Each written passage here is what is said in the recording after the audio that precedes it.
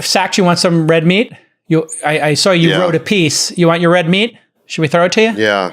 All right. Well, I think we need a Ukraine update because, we're talking about all the reasons that there could be a silver lining or the market's bottomed out. I don't think you can know for sure that the markets are going to bottom out unless you know that there's going to be a successful resolution of this Ukraine war, at least a non-escalation of it. And all the things that have happened in the last couple of weeks have been on the road towards escalation. Exactly. So in the last just few days, you've had Zelensky saying that they want to be admitted to NATO. You've got Putin basically annexing or saying he's going to annex the Donbass. And somebody, we don't know who, but according to Radek Sikorski, who's the Polish foreign minister, he thanked the U.S., somebody blew up the Nord pipeline. So what is the common denominator of all these things? Which Nord did they say was blown up? Was it one or two? Was this I think it was Nord 1. So it was the one that was actually working. What is the common denominator of all these things? They're all eliminating key elements of what a peace deal would look like. So everyone understands that a peace deal would require Zelensky to give up on NATO. It would require Putin to make some compromises, likely in the Donbass. And it would require the sanctions to be lifted and the energy flows to be turned back on. Well, so now those things basically have been removed from the table, or at least potentially that's what's happening. So I don't see how you're going to get a peace deal now. And so if you remove all the off-ramps, what's left? Escalation. Well, so it seems to me this thing's just going to keep escalating. I thought you wrote a good piece in the American Conservative, Should America Go All In on Ukraine? If you haven't read it, it is 80% of rehash of what we've talked about here for the last year. But there's 20% new in it, I think. And I thought what was interesting in terms of new stuff you put in the piece, and it's a good summary of poker strategy versus what's going on here, is that we've already proven, if you did want to prove that Russia is not a threat, with the exception of their nuclear, we now have proven that they're really not going to be able to do a domino and go into all these different countries, with the exception of obviously the threat of nuclear power. So I thought that was what I was really point. What I was really responding to in that piece is the assertion by the media that Putin is bluffing. How do they know that? How do they know that? I think all of us understand poker pretty well, and none of us ever would have the confidence to assert that we know exactly what cards our opponent holds in any given hand and how exactly they'll play them. What do we do? What do smart players do? We put our opponent on a range of possible hands, of possibilities, and then we evaluate what did their previous actions tell us? What story are they telling through their previous actions? Well, what story has Putin been telling? This is not a guy who bluffs, in my opinion. Or at least that is not the story. So you think there's a chance he would pop off a tactical nuke? It's a non-zero chance, obviously. I think if his life is on the line, he is incentivized to use every weapon at his disposal to try and prevent his violent overthrow. His life isn't on the line here. He could back out. Not yet, but where's this thing headed if there's no compromise? I think I'm going to stick with my original prediction that we wanted to ankle Putin. We wanted to prove he didn't have as much strength as he did, and we wanted to exhaust his resources so we could finally basically get him out of office at some point. So I do think regime change via exhausting him. And I think it seems to have worked. We have exhausted him. Well, then now, you're agreeing with me. You're agreeing with me. I agree that we have exhausted his... he's proven he can't fight a ground war, right? That's a pretty... Well, no, he's escalating now. He's escalating. You think he's just going to roll over? He's not going to roll over. He's going to escalate.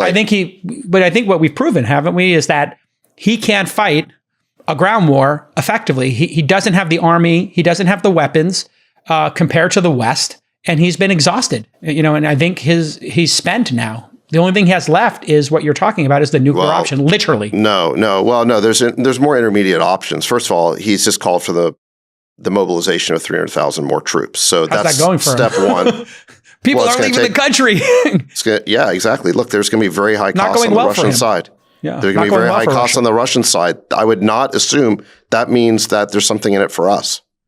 So what I'm saying is, though, even with this, the conscription he's doing, this draft he's doing, forced draft, he is kind of redundant, but this conscription or draft, whatever you want to call it, has proven that he doesn't even actually have the standing inside his own country. people are leaving. They're looking about to break their arms. Like it's pretty dark. I think you're making a lot of assumptions there, just like the media who are saying that he is definitely bluffing. What I'm saying is we cannot know that he's definitely bluffing. No, Listen, I agree with that. The United States of America is blessed with being the most safe and secure country in the world and really in human history. And the history is full of humans constantly being at war with each other. So that is a really valuable thing that we have. Why are we so secure? We're surrounded by gigantic oceans. Yeah. We have these gigantic moats. In addition, thanks to the wisdom of the Monroe Doctrine, for 200 years, we have prevented any great powers from getting a foothold in the Western Hemisphere. We are completely dominant here, and no one could ever stage an invasion of the United States. We only have one vulnerability, just one, ICBMs. That's really it. So what are we doing? We are basically engaging in a proxy war with the person in the world who has the most ICBMs, and we are basically putting ourselves on an escalatory path with him. This would be like if Achilles had gone in front of the walls of Troy and basically taken off his armor and stuck his foot in the air and drawn a little bullseye around his heel. That is what we're doing. The other why in the world? Why would we do that? Why would we do that? Or if they are the last real threat, and they are the Achilles heel, if we can they're not the last threat. They're not the last threat. We're never going to be out of threats, okay? Well, we got two major ones with ICBMs, but anyway, it looks like we're in the end game now. What do you think happens here? We're not in the end game. We're on a path towards escalation because all the off-ramps have been removed. That's my point. And instead of trying to find a diplomatic solution, first of all, we keep removing off-ramps, and then we blithely disregard the threat to ourselves by saying he must be bluffing. This is incredibly stupid. The better question to ask is, hold on a second. The better question to ask is, what's in it for us? What's in it for the United States of America? What is the vital interest that compels us to risk our security? There isn't one. This Donbass region is the Franz Ferdinand of this situation. It is not historically important to us. We have invested in it all of this importance. And we are potentially turning a regional war into a world war. We are sleepwalking towards this. Unless somebody finds an off-ramp, we are escalating our way into a much larger conflict. That is my point. And I don't see anyone should re-enter the markets with this geopolitical risk hanging over our heads. Yeah, this is kind of like what I said a few weeks ago, and JP Morgan put out an analyst report today saying that they were shifting from being, call it roughly positive, sort of like Chamath's point earlier about being a little bit constructive in the markets right now and coming in and finding opportunities to buy, to realizing that the sum of the portfolio of tail risks right now, outweighs the upside that may arise from finding these low-priced opportunities in the market. And that seems to be the prevailing market sentiment right now, is that there are too many of these moments that, while each one of them is low probability, the impact is of such high severity that the aggregate value, expected value or expected loss of all of them is actually quite significant, and that is heavily weighing on the market. And so to Chamath's point, I think, and to the question earlier about market conditions, one catalyst for upside in the market, while there is fiscal strain and economic strain and growth strain, there is also this geopolitical strain in the market. If one or more of these things starts to resolve, I think that weight starts to come off the markets. And you can see things move up. Look, I can see the market taking off like a rocket if Ukraine gets resolved. And I do think you're right. It's all fat tail risk. It's about to get resolved. I think that can potentially be the political motivation here, which is that enough people like Chamath and you start making the calls to your representatives, pointing out how strained the market is because of this tension in the region right now, that maybe there is some path to resolution that becomes more active rather than passive because of that. This may be a little controversial, so we can talk about it, but I think that the markets would have reacted much, much more negatively to a nuclear incident 3 months ago than now, and may not even react as much as we may think it would 3 months from now. But what do you mean by nuclear incident? You mean a nuke goes off or just a threat? You're saying if Putin blows up a nuke, the markets may not react that much? I think that the markets are basically ring fencing Russia-Ukraine risk in terms of currency instability, but that's sort of now gone away. We've ring fenced the energy risk because it looks like energy reserves in Europe are actually going to be pretty meaningful. They're going to spend whatever it takes. So all of the second and third order effects, it would be a humanitarian crisis, which would be horrendous. Okay. But the markets don't, whether we like it or not, react to humanitarian crises. They react to the second and third order economic impacts of those things. And if you actually try to think about what the second and third order economic impacts are, you're seeing many of those things get solved. And so what it would be a highly isolating effect. It would be a humanitarian atrocity. He would be completely cornered from a worldwide perspective. The monetary and fiscal implications of that may not be as meaningfully disruptive today as they would have been 3 months ago. That's what I'm saying.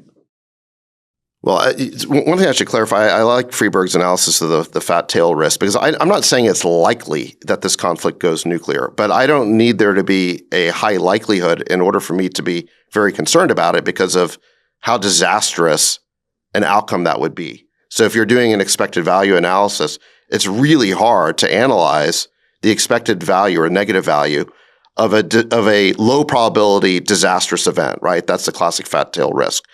I do think that if the markets think they have priced in the effect of this war, then I think that's an argument for a lot of downside to this market, because it seems to me that we're on a one-way ratchet here. All the off-ramps for a peace or a diplomatic solution have been systematically taken away, and all that's left are potential escalations.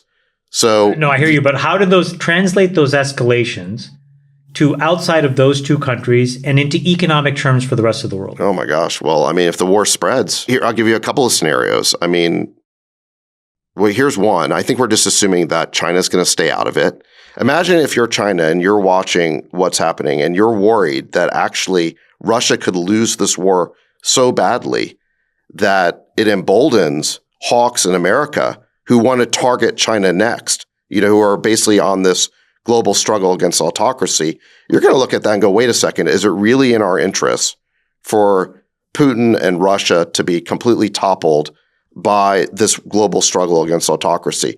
It seems to me they could enter the Russian side, not militarily, but in terms of support. So they would have an incentive, again, not to lose an ally. And then by the same token, I think the Russians could lash out. I don't think they're going to go nuclear right away, but I think they could pull a Grozny.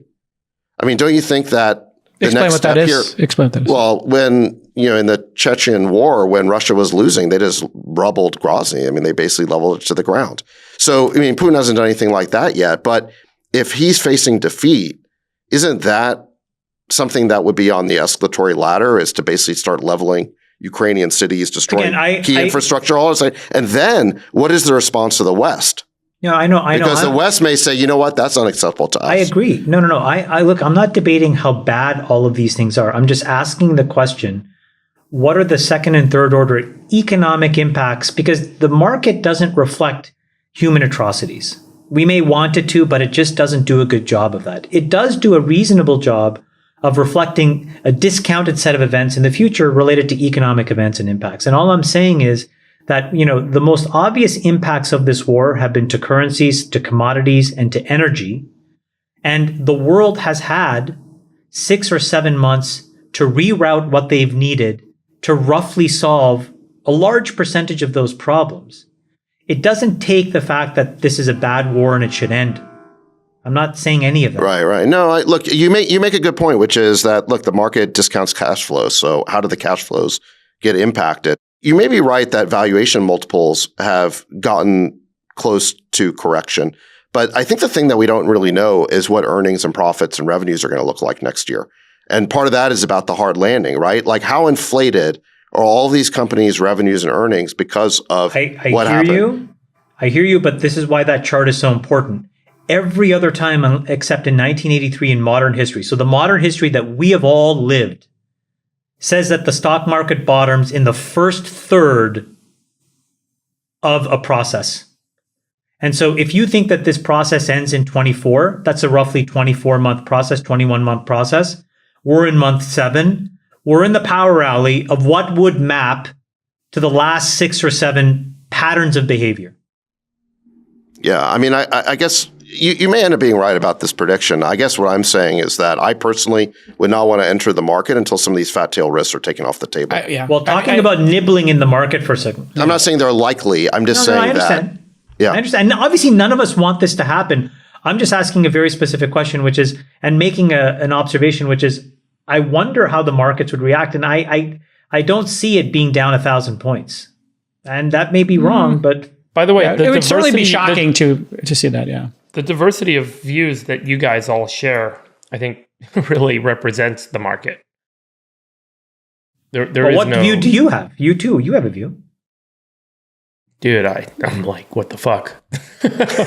Wow. I mean, what is your view? No, but what is your view? Is your view that we're okay? We're about to just go through the toilet? Like, what is your view? From an equity markets point of view? Or just in general, yeah. Like equity markets, your temperature, how do you feel? Yeah, I'm worried about money not moving. What does it mean, money not moving? I'm really anxious about invested dollars. Everyone seems... I think I mentioned a while ago that dollars were kind of locked up in March, and then I went to this conference and people were like, yeah, we're loosening up and making a plan again in July because the market was kind of turning back up, and now equity markets are turning down, bond markets have turned down, interest rates have spiked, and there's a bunch of these currency problems. So I'm very nervous about the flow of capital, which I remember happening in '08, and I remember happening when we were all joking over text when COVID happened, and we're like, hey, the market can only go down 10% a day for so many days in a row. And everyone was kind of like, Chamath was talking about wearing jeans instead of, he's like, I could just wear the same pair of jeans for the rest of my life or something. That's true demand destruction. When he starts you said that? cycling out the jeans from was like, when he was at Mayfield. Clothes. Yeah, he's like, I don't need fancy clothes. I can just wear the same clothes I have for the rest of my life. He's going to a storage locker to pull those clothes out. Right. That was the end of the world for Chamath. Loro Piana on sale. Rent Chamath's runway. The CEO of Loro Piana did send me a note after that podcast. He's like, is everything okay? Yeah, the rate, the GDP by the way, of Loro Piana's crashed. Chamath stopped buying. I will tell you guys, the biggest indicator of economic health is the rate of rotation of Chamath's closet. Because it's big. He's like, you know what? I could take this season off. I'll just wear last summer's season. That's when you'll know austerity measures. I would guess that the rate of rotation of Chamath's closet is probably predictive of IPO market. You know what? I was there last week. I'm rotating in, so maybe that's a good sign. The economy's about to rebound. Rotating in. I'm ready to take some companies public. No. I'm buying stocks because I was at Chamath last week, and it was supposed to be black truffles, and then he jumped the fence. All of a sudden, white truffles over my shoulder. Boom, boom, boom, boom, boom. I was like, chef, austerity measures. Chef.